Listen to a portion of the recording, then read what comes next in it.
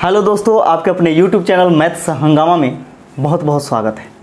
दोस्तों, आज के इस वीडियो में आप सीखने वाले हैं मैथ के कुछ महत्वपूर्ण प्रश्न जो कि रेलवे बार बार इस पैटर्न पे क्वेश्चन पूछता है और यह क्वेश्चन आपके लिए बहुत ज़्यादा इम्पोर्टेंट है क्योंकि ऐसे प्रश्न को स्टूडेंट छोड़ करके आते हैं।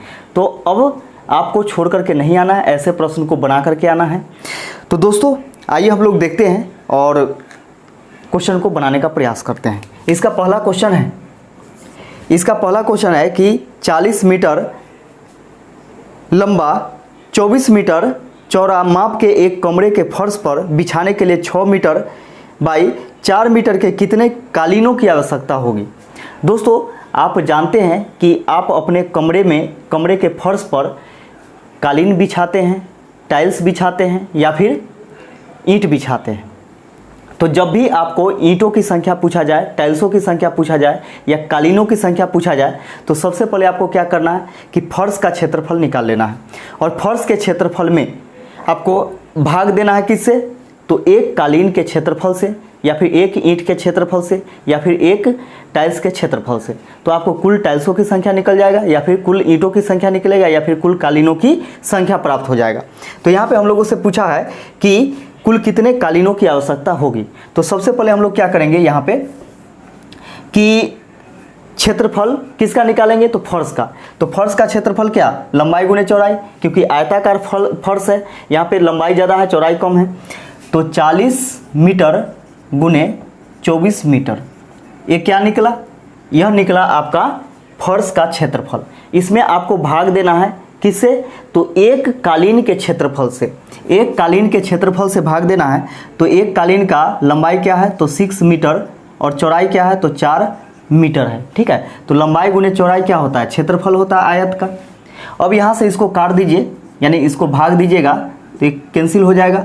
6 से 6 चौके 24, 4 से 4 कैंसिल हो गया, 40 आ गया और यही 40 जो है आपको निकल गया आंसर क्या, कालीनों की संख्या।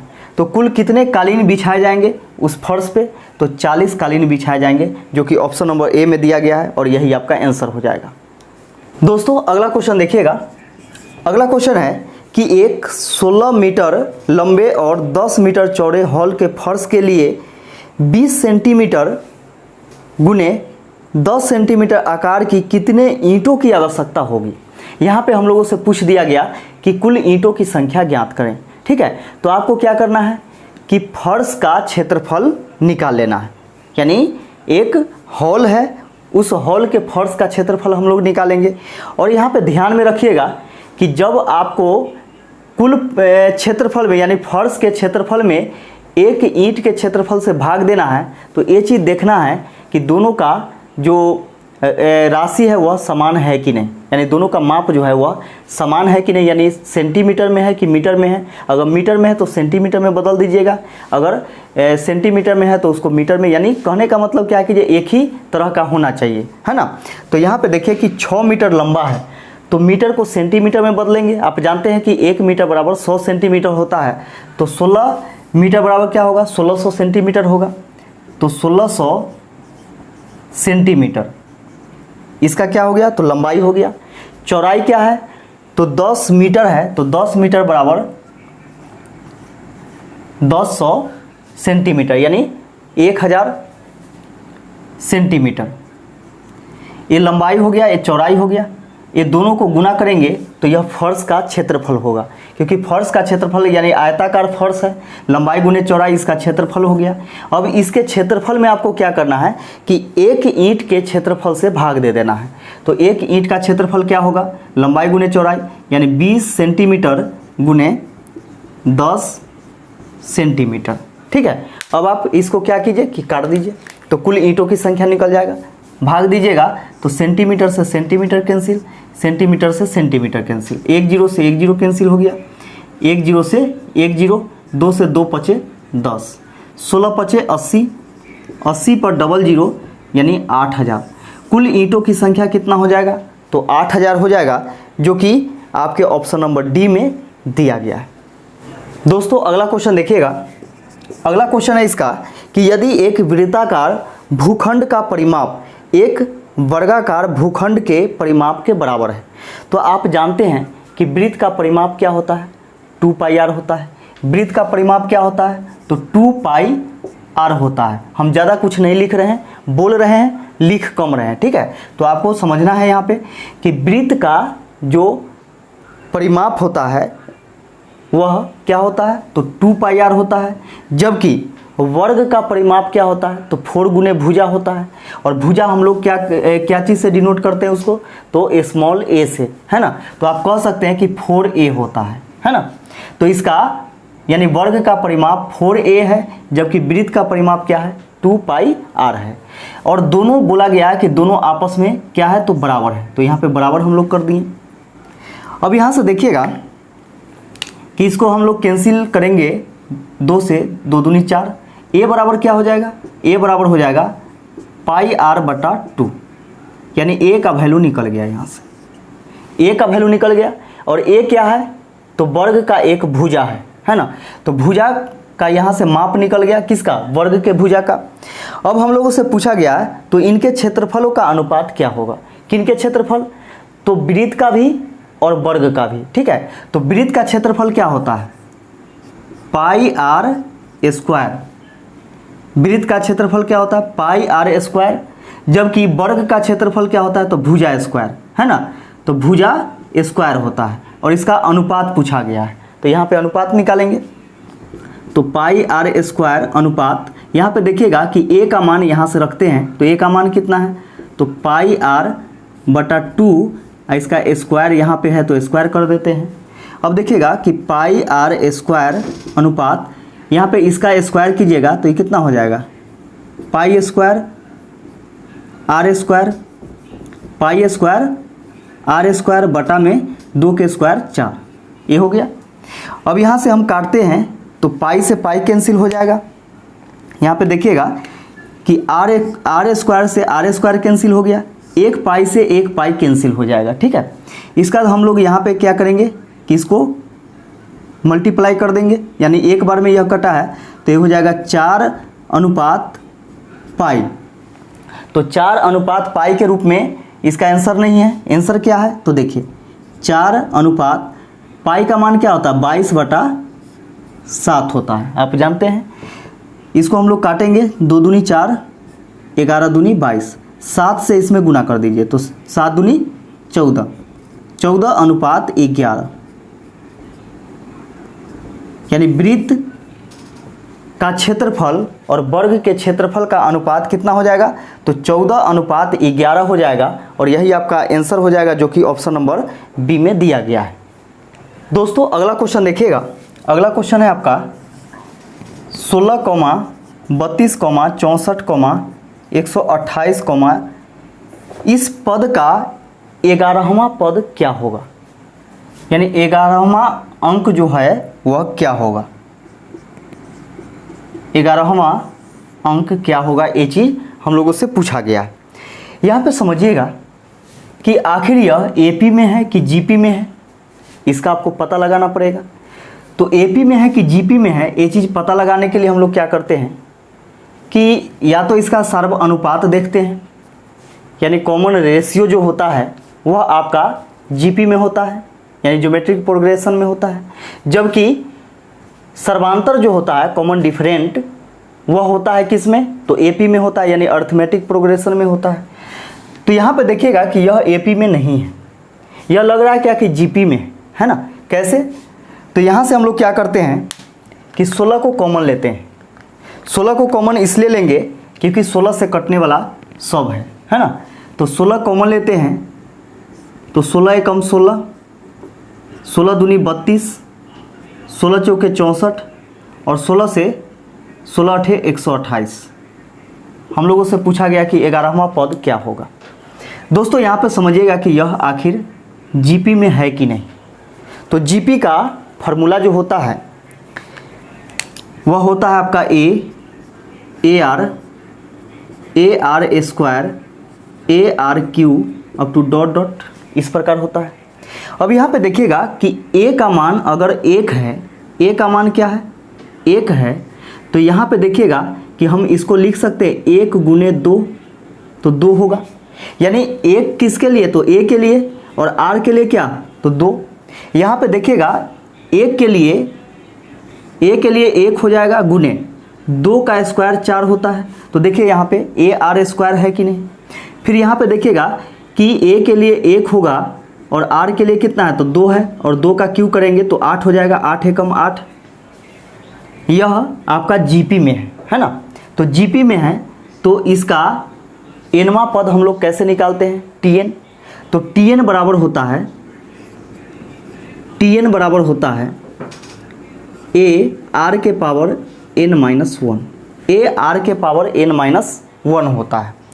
तो देखिएगा यहाँ पे कि ए बराबर क्या है, तो ए बराबर 1 है, तो 1 लिखेंगे यहाँ पे, गुने आर का मान कितना है, तो 2 है, 2 लिख दिए।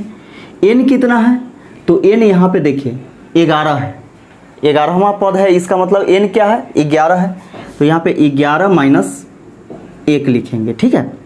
अब यहाँ पे देखिए कि 1 इंटू 2 के पावर 11 में से 1 घटेगा तो 10, 2 के पावर 10 क्या होता है, 2 के पावर 10 जो होता है, 2 के पावर 5 होता है 32, और 2 के पावर फिर 5 32, यानी 2 के पावर 10 जो होगा 32 के स्क्वायर 1024 होगा, 1024 हो गया। अब यहाँ पे देखिएगा कि 1024 तो हुआ, लेकिन इसका वैल्यू निकला है, यह 1024 जो निकला है यह किसका वैल्यू निकला है, तो यहाँ से लेकर के यहाँ तक के निकला है, और ये जो है आपका 16 यह इसके मल्टीप्लाई में है। तो क्या करेंगे, इसमें हम मल्टीप्लाई कर देंगे, क्या करेंगे, मल्टीप्लाई कर देंगे। तो यहाँ पे देखिएगा कि टीएन यानी टीएन के जगह क्या 11, यानी इसका 11वां पद जो होगा यह होगा कितना, 16 गुने इतना का मान क्या है, तो 1024 है, गुना कर दीजिए, 16 चौके 64 के 4, 16 दूनी 32, 32 और 6 38 के 8 हासिल 3, ये 3 हो जाएगा, 16 एकम 16, 16,384, 16,384 जो कि आपके ऑप्शन नंबर बी में दिया गया है। दोस्तों अगला क्वेश्चन देखिएगा, अगला क्वेश्चन है आपका, यदि समीकरण 4x + 3y + 5 बराबर 0 हो और 6x - ky - 7 बराबर 0 हो और इसका कोई हल न हो तो k का मूल्य कितना होगा। तो जिसका कोई हल नहीं होता है दोस्तों, यहाँ पे समझिएगा, जिसका कोई हल न हो उस कंडीशन में हम लोग क्या करते हैं कि a1 बटा a2 बराबर b1 बटा b2 does not equal c1 बटा c2 लेते हैं, और इसमें हम लोग क्या करते हैं कि इतना को सिर्फ हल करते हैं, इतना को सिर्फ हम लोग हल करते हैं। ठीक है, इसको छोड़ देते हैं। और यहाँ पे देखिएगा कि a जो होता है ये आपका a1 होता है, a जो होता है a1 होता है, इसमें आपका यह a1 होता है और यह b1 होता है और इसका यह c1 होता है। यहाँ पे देखिएगा a2 होता है, यह होता है आपका b2 होता है और इसका यह c2 होता है। तो खैर इसको तो नहीं लेना है, इसको नहीं लेना है। अब यहाँ पे देखिएगा a1 बटा a2, यहाँ पे x अपने जगह है, y अपने जगह है, ये सब अपने जगह रहता है। और यहाँ पे देखिएगा कि a1 का मान क्या है, तो 4 है, तो यहाँ पे 4 रखेंगे, बटा में a2 का मान क्या है, तो 6 है, तो यहाँ पे 6 रखिए, बराबर। यहाँ पे देखिए b1 का मान कितना है, तो 3 है, तो 3 रखिए, और b2 का मान कितना है, तो -k है, तो -k यहाँ से रखिए। ठीक, अब इसको क्या करना है कि काटकूट देना है, 2 दूनी 4, 2 तिहाई 6, क्रॉस मल्टीप्लिकेशन कीजिएगा तो -k बराबर हो जाएगा 9 बटा में 2, -k बराबर हो जाएगा 4.5, यानी 9 में 2 से भाग दीजिएगा तो 4.5 होगा, और 4.5 जो होगा वह आपका माइनस में होगा। माइनस में इसलिए होगा क्योंकि यहाँ पे देखिए इधर से माइनस उधर चला जाएगा, यानी k बराबर हो जाएगा आपका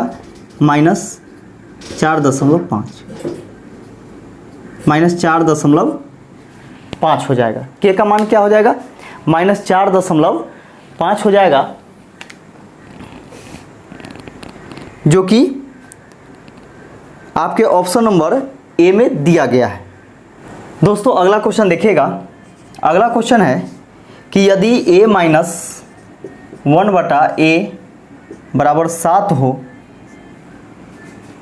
तो a² + 1/a² बराबर क्या होगा?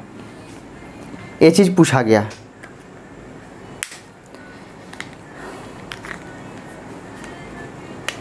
दोस्तों देखिएगा कि जब a - 1/a बराबर 7 हो तो a² + 1/a² बराबर क्या होता है? तो यहाँ पे समझिएगा, अगर हम दोनों तरफ वर्ग करते हैं इसका a - 1/a का स्क्वायर और इधर भी हम स्क्वायर करते हैं, तो यहाँ पे देखिए कि a - b के होल स्क्वायर क्या होता है? a² + b² - 2ab बराबर 7 के स्क्वायर 49। a से a कैंसिल हो गया, 2 एकम 2, माइनस में इधर 2 है, उधर जाएगा तो प्लस में 2 हो जाएगा। तो देखिएगा कि a² + 1/a² बराबर क्या हो जाएगा? प्लस में 2 होगा तो 49 और 2 51, यानी इतना का वैल्यू, यानी a² + 1/a² का वैल्यू क्या हो गया? तो 51 हो गया। अगर ऐसा प्रश्न जब भी आए कि a - 1/a बराबर 7 है तो a² + 1/a² बराबर क्या होगा? तो इतना का स्क्वायर कर देना है और +2 कर देना है, आपका आंसर हो जाएगा। तो यह ट्रिक हो गया। लेकिन देखिए कैसे आया, तो इस चीज़ को आप जानिएगा तो कोई भी ट्रिक रट्टा मारने का ज़रूरत नहीं है। हाँ, ट्रिक आसान होता है, लेकिन जब आप भूल जाते हैं तो वहाँ पे क्या होता है कि दिक्कत हो जाता है ना। तो ये आपका आंसर हो गया कितना? 51, जो कि ऑप्शन नंबर डी में दिया गया है। दोस्तों अगला क्वेश्चन देखिएगा कि यदि a धनात्मक है और a² + 1/a² बराबर क्या है? तो 7 है। a² + 1/a² बराबर क्या है? तो 7 है। तो हम लोगों से पूछा गया कि AQ + 1/AQ बराबर क्या होगा? तो देखिए, जब भी आपको AQ या a⁴ या a⁵ के फॉर्म में पूछा जा रहा हो क्वेश्चन, तो सबसे पहले आपको यहाँ पे देखना है कि a + 1/a के रूप में है कि नहीं। तो यह a² + 1/a² के रूप में है, a + 1/a के रूप में नहीं है। तो सबसे पहले आपको लाना है किस रूप में? a + 1/a के रूप में। तो कैसे आएगा? तो देखिए यहाँ पे a² + 1/a² हम क्या करते हैं कि समीकरण, इसको हम समीकरण मानते हैं और समीकरण के बायां पक्ष और दायां पक्ष दोनों तरफ हम 2 जोड़ते हैं। जब दोनों तरफ आप 2 जोड़िएगा, इधर भी 2 जोड़िएगा और इधर भी 2 जोड़िएगा, तो यह 7 और 2 9 हो जाएगा। ठीक है। अब यहाँ पे समझिए कि a² + b² प्लस क्या यहाँ पे हम लिख सकते हैं क्या? 2ab, यानी a गुने 1/a, क्योंकि a से a कैंसिल हो जाएगा तो इसके मान में कोई फर्क नहीं पड़ेगा। लेकिन यहाँ पे देखिए कि यह एक सूत्र पे आ गया, a² + b² + 2ab किसका फॉर्मूला होता है? तो a + b के होल स्क्वायर का होता है। आप जानते हैं a + b के होल स्क्वायर का होता है, और यह जो 9 है यह 3 का स्क्वायर होता है। स्क्वायर से यहाँ पे स्क्वायर कैंसिल हो गया। तो देखिएगा कि a + 1/a बराबर कितना आ गया? तो 3। a + 1/a बराबर कितना आ गया? तो 3 आ गया। अब यहाँ पे देखिए कि जब a + 1/a बराबर दिया हुआ हो और पूछा जाए कि AQ + 1/AQ बराबर क्या होता है, तो इसका सीधा जवाब है AQ - 3a। क्या होता है? AQ - 3a होता है। ठीक है। तो a का क्यू यानी 3 का क्यू, यहाँ पे x मान लीजिए, x³ - 3x होता है, क्योंकि यहाँ पे a है इसलिए कन्फ्यूजन होगा, है ना। x यहाँ वाला मान तो यहाँ वाला जो मान है इसको यहाँ पे x के जगह रखिएगा तो पावर में 3 है तो 3 हो जाएगा। 3 गुने x का मान यहाँ से रखिए, ये वाला x है, x का वैल्यू है यह 3। 3 के क्यू 27, 27 में से 3 तिहाई 9, 9 घटेगा तो 18। इसका आंसर कितना हो जाएगा? तो 18 हो जाएगा। दोस्तों अगला क्वेश्चन देखिएगा। अगला क्वेश्चन है आपका कि यदि a + 1/a बराबर 5 हो तो AQ + 1/AQ बराबर क्या होगा? अभी दोस्तों अभी जस्ट हम आपको सिखलाए हैं कि यदि a + 1/a बराबर x हो तो AQ + 1/AQ बराबर क्या होता है? तो इसका वैल्यू होता है XQ - 3x, x यानी 5 है ना। तो 5 कहाँ पे रखेंगे? x के जगह। तो 5 का Q -3 गुने 5, 5 के Q कितना होगा? 125। 125 में से 5 तिहाई 15 घटेगा, तो 125 में से 15 घटाइएगा तो कितना बचेगा? 110 बचेगा और यही आपका आंसर हो जाएगा। दोस्तों मज़ा आ रहा है? अगर मज़ा आ रहा है तो चैनल को सब्सक्राइब कीजिए, शेयर कीजिए। और दोस्तों अगला क्वेश्चन देखिएगा। अगला क्वेश्चन क्या कहता है कि उस बिंदु के निर्देशांक ज्ञात कीजिए जो बिंदुओं -4, 4 और 4, 0 को मिलाने वाले रेखाखंड को आंतरिक रूप से 3:1 के अनुपात में विभाजित करता है। दोस्तों यहाँ पे समझिएगा कि -4 और +4 है, -4, +4 और एक है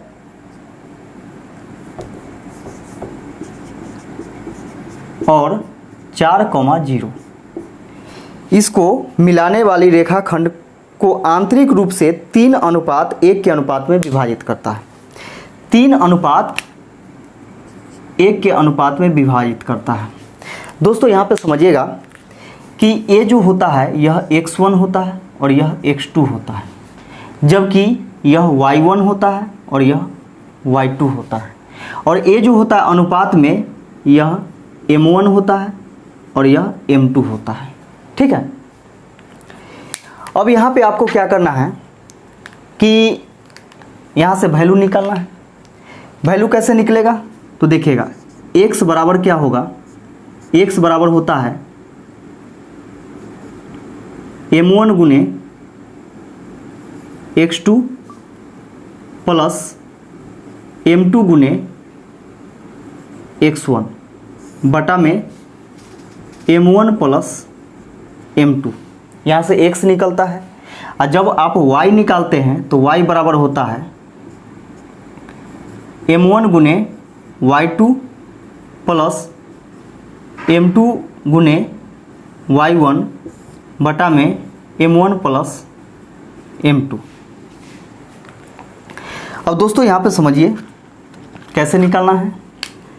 तो यहाँ पे m1 कितना है? तो 3 है, तो 3 गुने x2 का मान कितना है? तो देखिए x2 का मान 4 है, तो 4 यहाँ पे रखेंगे प्लस m2 कितना है? तो 1 है, गुने x1 का मान कितना है? तो -4 है, तो यहाँ पे -4 लिखेंगे बटा में m1 प्लस m2। तो m1 3 है और m2 कितना है? तो 1। 4 तिहाई 12 प्लस माइनस माइनस 4 एकम 4 बटा में 4 हो जाएगा।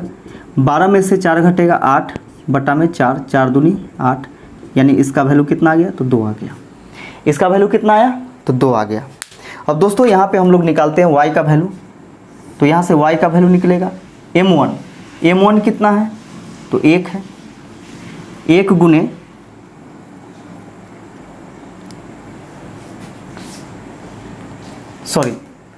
m1 कितना है? तो 3 है। यहाँ पे m1 जो है वह 3 है, तो 3 गुने y2 देखिए 0 है प्लस m2 1 है गुने y1 कितना है? तो 4 बटा में m1 प्लस m2। तो m1 3 है प्लस m2 1 है, 3 0 0 ये 0 हो जाएगा और 4 एकम 4, 4 में 0 जोड़ेंगे तो 4 ही होगा और 3 प्लस 1 4, 4 एकम 4, ये आ गया 1। तो वो जो मिलाने वाला बिंदु है वह कौन होगा, x, y होगा। और देखिएगा कि x का वैल्यू कितना आया है तो 2 आया है, और y का वैल्यू कितना आया है तो 1 आया है, यानी 2, 1 आपका आंसर हो जाएगा, जो कि आपके ऑप्शन नंबर बी में दिया गया है। दोस्तों अगला क्वेश्चन देखिएगा। अगला क्वेश्चन है कि यदि त्रिभुज के कोण 1:2:3 के अनुपात में है तो सबसे छोटा कोण क्या होगा।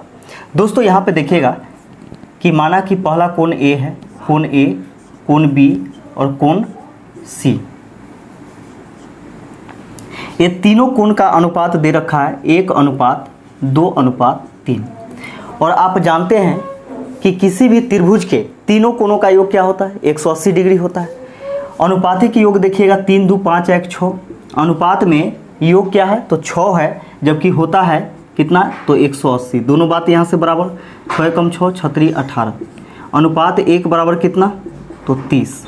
अनुपात 1 का वैल्यू कितना हो गया तो 30 हो गया।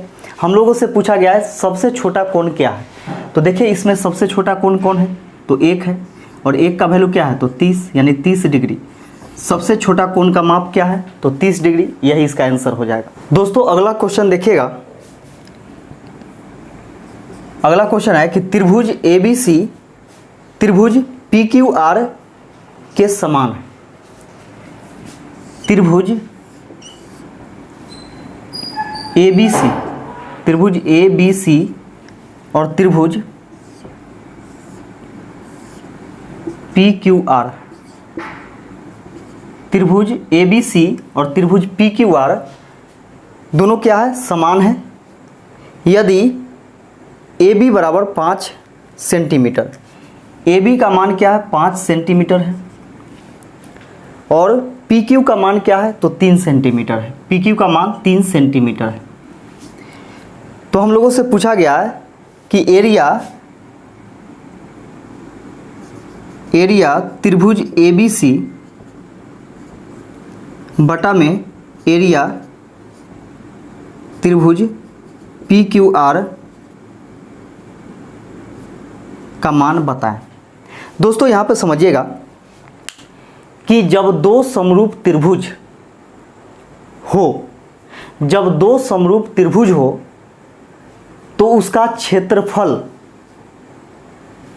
का अनुपात, दो समरूप त्रिभुज के क्षेत्रफल का अनुपात उसके संगत भुजा के वर्गों के अनुपात के बराबर होता है।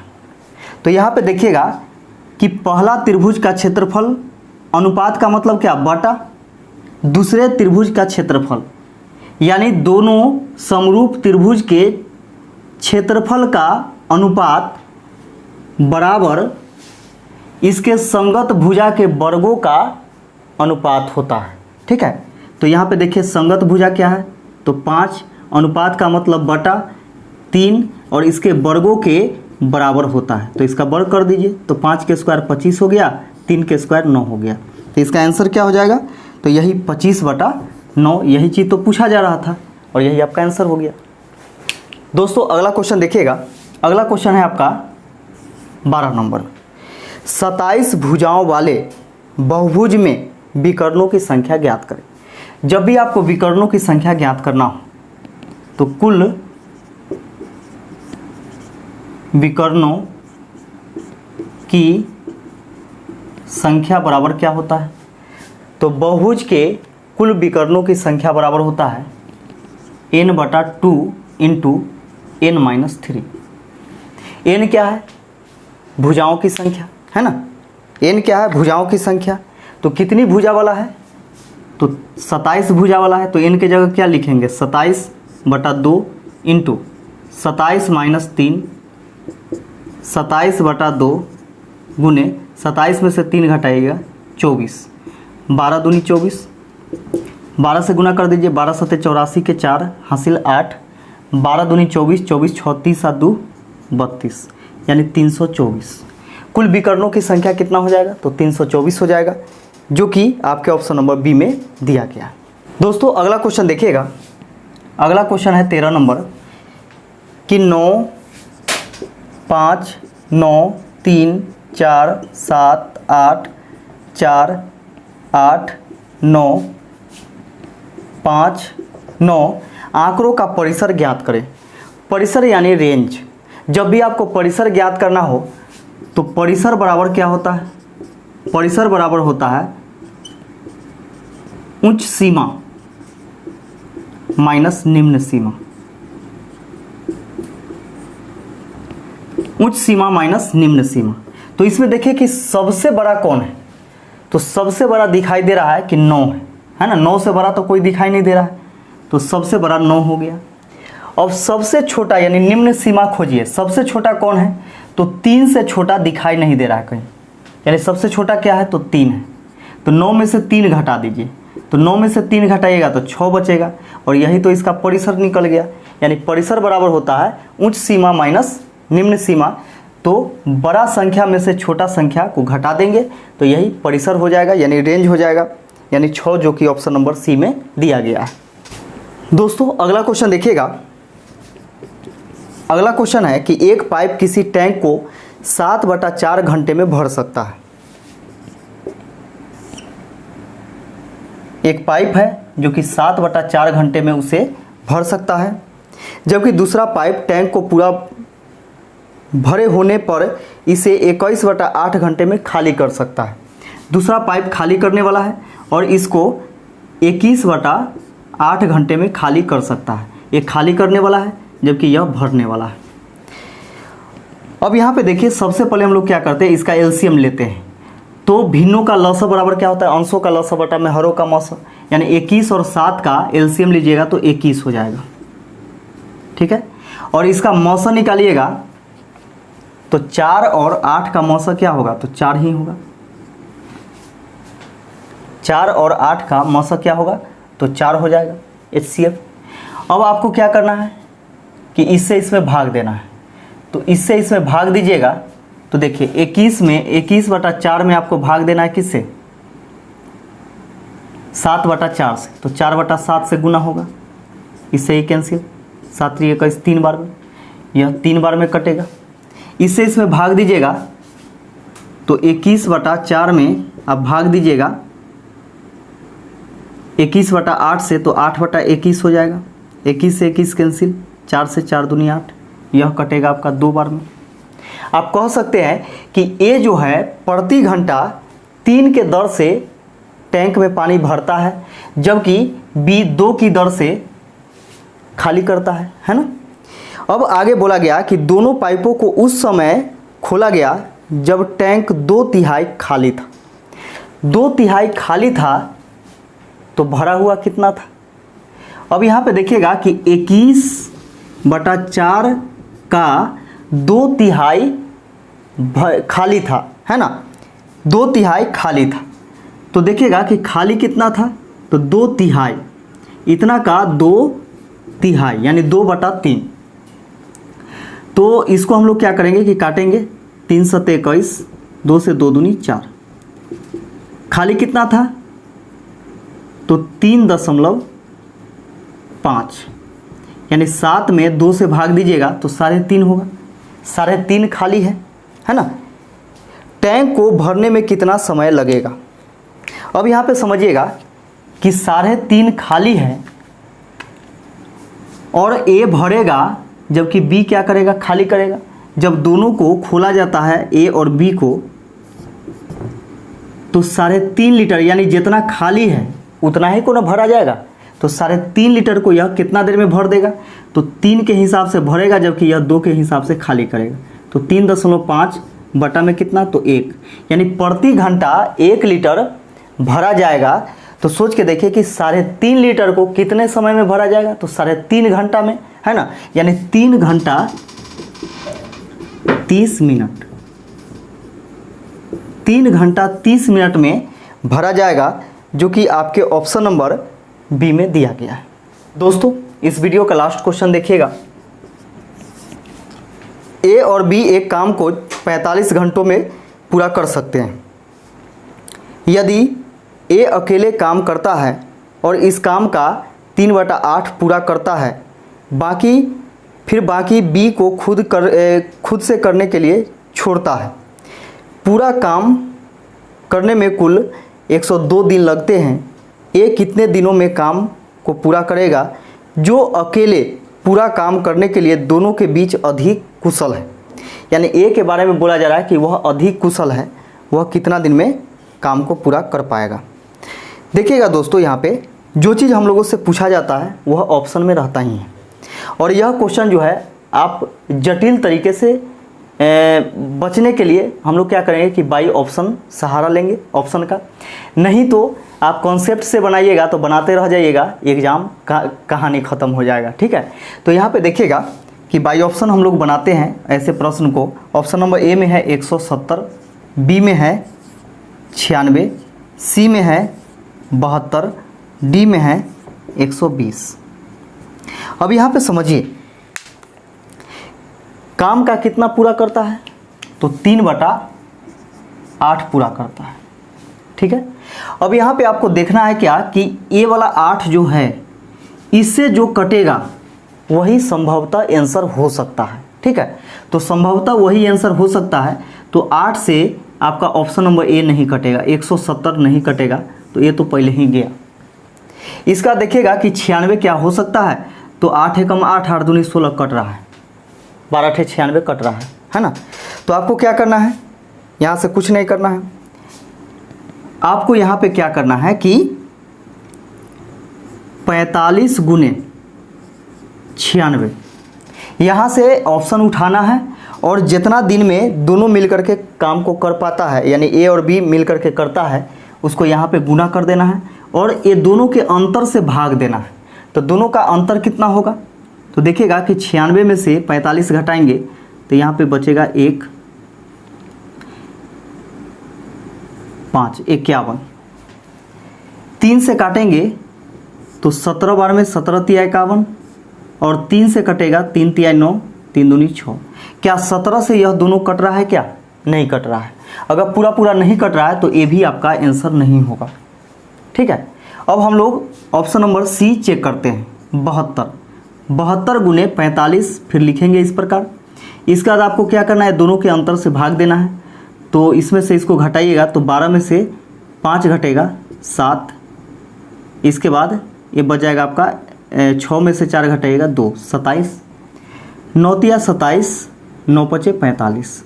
3 से काटेंगे 3 से 3 दूनी 6, 3 चौके 12, 24 तिया 72। अब देखिए 24 पचे 5 चौके 20 के 0, 5 दूनी 10, 2 12, 120 आया, 120 आ गया यहाँ से। अब आपको क्या करना है कि देखिए यहाँ पे इसमें यानी 72 में 3/8 से भाग देना है। 8 9 72, 9 तिया 27, 27 घंटा इसको लगा। इसके बाद आपको क्या करना है कि 120 में आपको भाग देना है किससे, तो देखिएगा कि 8 भाग में 3 काम ये करता है। 8 काम में 3 काम ये किया तो ये कितना करेगा, 5/8 भाग काम है ना। तो 8 से इसको काटेंगे तो 15 8 120, 15 पचे 75। इसको जोड़िए 7 5 12 के 2, 7 2 9 1 10, 102 दिन। और यहाँ पे बोला भी गया था क्वेश्चन में कि जब दोनों मिलकर के करता है, यानी इस प्रकार, यानी कुछ हिस्सा ए किया और कुछ हिस्सा को बी किया, तो इस प्रकार क्या होता है कि कुल मिलाकर के 102 दिन का समय लगता है। जबकि यहाँ पे देखिए 102 दिन आया कि नहीं आया, आया ना। किससे आया, तो ऑप्शन नंबर सी से आया, इसलिए आपका आंसर क्या हो जाएगा, ऑप्शन नंबर सी हो जाएगा, डी भी नहीं होगा। तो यह वीडियो कैसा लगा कमेंट करके हमें ज़रूर बताइएगा। ऐसे ही वीडियो आपको मिलते रहेगा। वीडियो देखने के लिए आप सभी को बहुत बहुत धन्यवाद।